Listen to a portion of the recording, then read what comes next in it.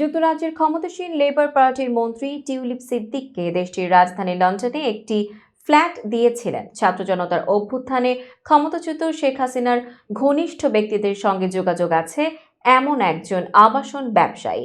তার নাম আব্দুল মোতালিব। তবে ওই ফ্ল্যাটের বিনিময়ে টিউলিপ সিদ্দিককে কোনো অর্থ পরিশোধ করতে হয়নি। শুক্রবার যুক্তরাজ্য ভিত্তিক সংবাদ মাধ্যম ফিনান্সিয়াল টাইমসের এক প্রতিবেদনে বলা হয়, বিনামূল্যে ফ্ল্যাট হস্তান্তরের তথ্য উঠে এসেছে যুক্তরাজ্যের ভূমি নিবন্ধন সংক্রান্ত নথিপত্রে। বিনামূল্যে টিউলিপকে এই ফ্ল্যাট দেওয়ার খবর এমন সময় সামনে এসেছে যখন ৯ প্রকল্পে ৮০,০০০ কোটি টাকা অনিয়ম ও দুর্নীতির অভিযোগে টিউলিপ শেখ হাসিনা, শেখ রেহানা ও সজীব ওয়াজেদের বিরুদ্ধে অনুসন্ধান করছে বাংলাদেশের দুর্নীতি দমন কমিশন। যুক্তরাজ্যের ভূমি নিবন্ধন সংক্রান্ত নথিতে বলা হয়েছে, বিনামূল্যে পাওয়া ওই ফ্ল্যাট লন্ডনের কিংস ক্রস এলাকার কাছে অবস্থিত। ২০০৪ সালে ফ্ল্যাটটি তাকে দেয়া হয়। এর আগে ২০০১ সালে সেটি ১,৯৫,০০০ পাউন্ড।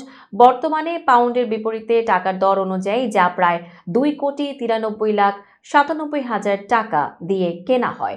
যুক্তরাজ্যের ভোটার নিবন্ধন সংশ্লিষ্ট নথি থেকে জানা গেছে, চলতি শতকের শুরুর দিকে কিংস ক্রসের ওই ফ্ল্যাটে বসবাস করতেন টিউলিপ সিদ্দিক। এরপর বেশ কয়েক বছর সেখানে তার ভাই বোনেরা ছিলেন।